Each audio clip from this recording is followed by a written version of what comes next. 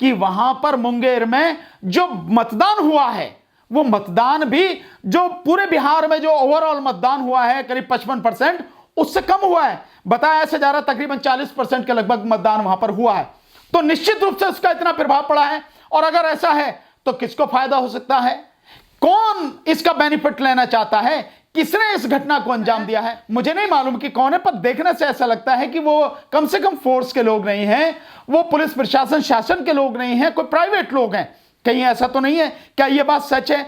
अगर ऐसा है कि वो प्राइवेट लोग हैं तो वो प्राइवेट लोग कौन हैं, किस तरह से ये स्थिति। और वो प्राइवेट एक बंदा आपने देखा होगा इतनी बुरी तरह से लाठी बजा रहा है, इतनी बुरी तरह से मार रहा है कि ये अपने आप में हैरान करने वाली स्थिति है। हिंदू धर्म से तो उनका सारा सब कुछ जो सारी राजनीति है उनकी चलती है उस पर है। और दुर्गा मूर्ति विसर्जन का जो प्रोग्राम है पूरी तरह से हिंदुओं का प्रोग्राम है, हिंदू धर्म का, और उस पर बात करने को तैयार नहीं है। तो एक सवाल मेरे मन में, मुझे ऐसा लगता है कि कहीं इसके पीछे यही लोग जो बात करने को तैयार नहीं है, कहीं इसके पीछे इन्हीं की साजिश तो नहीं है। ये मेरा अपना संदेह। ये गलत कि बिहार में मुंगेर के अंदर में एक हिंसक झड़प हुई है और उस हिंसक झड़प के बाद ये देखा जा रहा है कि काफी ज्यादा आगजनी की गई है। लोगों ने गुस्से में आकर के थाने को भी फूंक डाला है। और सवाल अब ये उठ रहा है कि जब इतनी तैयारियां पिछले कई महीनों से बिहार चुनाव को देखते हुए चल रही थी तो फिर ऐसी बड़ी चूक कैसे हो जाती है? देखिए, बहुत सीधा है। ये सब घटना जो हुई है इसमें सबसे पहली जो असफलता है वो चुनाव आयोग की है। चुनाव आयोग को बहुत पहले से इसकी जानकारी होनी चाहिए कि ये कुछ भी हो सकता है, तो तैयारी चुनाव आयोग को उसी हिसाब से करनी थी और प्रशासन को उसी हिसाब से सजग रहना था।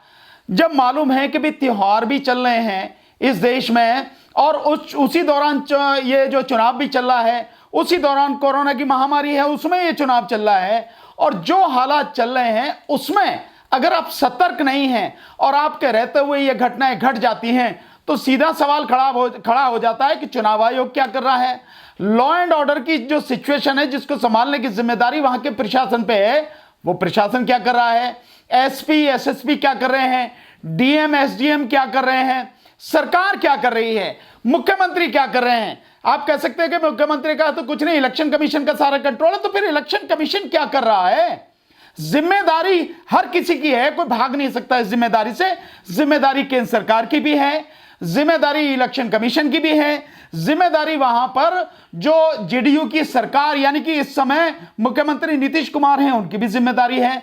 और इस सब के होते हुए भी, इतने बंदोबस्त होने के बावजूद भी हिंसा अगर वहां हुई है, और हिंसा भी क्या हुई है, मुझे लगता है कि बड़ी एक सोची समझी साजिश के तहत, एक षड्यंत्र के तहत ये सब कुछ किया गया है।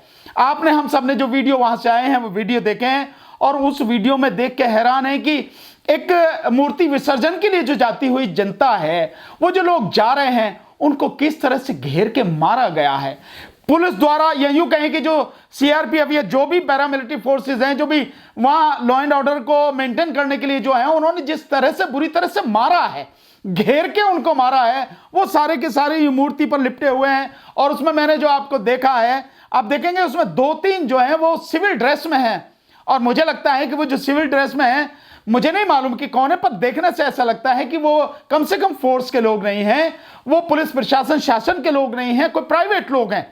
कहीं ऐसा तो नहीं है? क्या यह बात सच है? अगर ऐसा है कि वो प्राइवेट लोग हैं तो वो प्राइवेट लोग कौन हैं, किस तरह से ये स्थिति। और वो प्राइवेट एक बंदा आपने देखा होगा इतनी बुरी तरह से लाठी बजा रहा है, इतनी बुरी तरह से मार रहा है कि ये अपने आप में हैरान करने वाली स्थिति है। इन सारी स्थितियों को देखते हुए ये जो हिंसा हुई, और सबसे बड़ी बात यह कि हिंसा भी उसी दिन हुई है जिस दिन बिहार में पहले चरण का मतदान जो 71 विधानसभाओं में होना है, 16 राज्यों में होना है, वो चुनाव चल रहा है। उसी चुनाव के दौरान ये सब कुछ हुआ है। और केवल यही नहीं है, इस चुनाव के दौरान जिस तरह से मारा गया, मतलब ठीक है हमारे देश में ये सारे तीज त्योहार वगैरह से सब कुछ होते हैं, लेकिन इस तरह से पुलिस द्वारा घेर के मारना, फोर्सेस द्वारा इस तरह से घेर के मारना, गोलियों का चलना, और लोग इतनी बुरी तरह से डर के जो भागे हैं, जो उनके लठ बजा है, और बाद में जिस तरह की हिंसक झड़प हुई है, आगजनी हुई है, और आप जैसे कह रहे हैं कि भाई थाने को भी फूंक दिया गया, ये जो सारी चीजें हैं, ये वाकई में बड़ा गंभीर विषय है और इसकी बड़ी निष्पक्ष और इसकी स्वतंत्र जांच होनी चाहिए, वो भी जुडिशियल इंक्वायरी होनी चाहिए किसी ईमानदार हाई कोर्ट जज से या सुप्रीम कोर्ट के जज के माध्यम से। इसकी इन्वेस्टिगेशन, इसकी इंक्वायरी, जांच होनी चाहिए, सच ताकि सामने आ सके कौन इसके पीछे है, क्योंकि यह अकारण नहीं है। एक धार्मिक एक प्रोग्राम जो चल रहा है, उस धार्मिक कार्य पर घेर के जो इतनी बुरी तरह से मारना पीटना, ये सब कुछ कौन से उसमें शामिल है, ये बिना किसी कारण के नहीं, इसके पीछे निश्चित रूप से एक षड्यंत्र है। उस षड्यंत्र का पर्दाफाश होना चाहिए। कौन संगठन शामिल है, कौन लोग शामिल हैं, क्या कोई राजनीतिक पार्टी भी इसमें शामिल है, किन लोगों के माध्यम से हुआ है, जांच बहुत जरूरी है। और यह बहुत दुखद है। और इसके माध्यम से, आपके माध्यम से, इसमें जिन लोगों को भी चोट पहुंची है और ये जो घटना घटी है, जिनको भी चोट पहुंची है, मेरी संवेदना उनके साथ में है। और मैं इस घटना की, इस बर्बरतापूर्ण कार्रवाई की घोर निंदा करता हूं। ऐसा होना नहीं चाहिए था। सर, एक सवाल है कि मुंगेर में जो घटना हुई है, बीजेपी के नेता और जितने भी उनके कार्यकर्ता हैं वो इसको लेकर के बातचीत नहीं करना चाहते हैं, बात भी नहीं कर रहे हैं। तो क्या सर वो जो घटनाएं हैं सिर्फ वेस्ट बंगाल की घटना में बात करना चाहते हैं, महाराष्ट्र में जो घटना हो रही है उसको लेकर के बात करना चाहते हैं, बिहार को लेकर के क्यों नहीं बातचीत कर रहे हैं? ये एक अजीब, ये अपने आप में ही एक हैरान करने वाली स्थिति है। जैसा आप बता रहे हैं कि जो बीजेपी के नेता हैं इसमें, अरे हिंदू धर्म से तो उनका सारा सब कुछ, जो सारी राजनीति है उनकी चलती है उस पे है। और दुर्गा मूर्ति विसर्जन का जो प्रोग्राम है पूरी तरह से हिंदुओं का प्रोग्राम है, हिंदू धर्म का, और उस पर बात करने को तैयार नहीं है। तो एक सवाल मेरे मन में, मुझे ऐसा लगता है कि कहीं इसके पीछे यही लोग जो बात करने को तैयार नहीं हैं, कहीं इसके पीछे इन्हीं की साजिश तो नहीं है। ये मेरा अपना संदेह, ये गलत भी हो सकता है, सही भी हो सकता है। इसीलिए मैंने कहा है कि इस विषय की निष्पक्ष जांच होना जरूरी है। जो लोग, जरा सी कोई बात होती थी, हिंदुओं के खिलाफ कोई बात होती थी या नहीं भी होती हो, तब भी उस हिंदू बात को पकड़ के वो जितना हल्ला मचाते थे, आज वो इस पर चुप हैं, आज इस पर बोल नहीं रहे हैं। तो क्या कारण है? क्या इसके पीछे इनमें से इन्हीं किसी पार्टी का? देखिए, उस समय इसका जो इस घटना का होना, जिस समय चुनाव चल रहा है, प्रथम चरण का चुनाव, और उस दौरान घटना का होना, और आप उसका असर भी देख सकते हैं कि वहां पर मुंगेर में जो मतदान हुआ है, वो मतदान भी जो पूरे बिहार में जो ओवरऑल मतदान हुआ है करीब 55%, उससे कम हुआ है। बताया ऐसे जा रहा तकरीबन 40% के लगभग मतदान वहां पर हुआ है। तो निश्चित रूप से उसका इतना प्रभाव पड़ा है। और अगर ऐसा है तो किसको फायदा हो सकता है? कौन इसका बेनिफिट लेना चाहता है? किसने इस घटना को अंजाम दिया है? इस सच्चाई का पता लगना जरूरी है।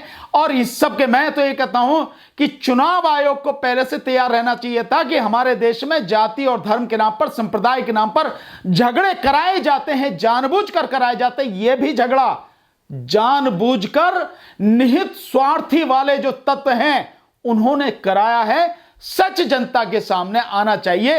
इलेक्शन कमीशन अगर यह कर सके, सच ला सके जनता के सामने, मैं समझता हूं उसकी बहुत बड़ी ये एक उपलब्धि होगी। तो जानबूझकर इन्होंने कराया ताकि लोगों में दहशत का माहौल हो और लोग घर से वोटिंग के लिए ना निकले। निश्चित रूप से भाई, निश्चित रूप से इसीलिए वोटिंग परसेंटेज 40 के लगभग आ गया। आप देखिए ओवरऑल जो परसेंटेज है उससे 15% नीचे आ गया।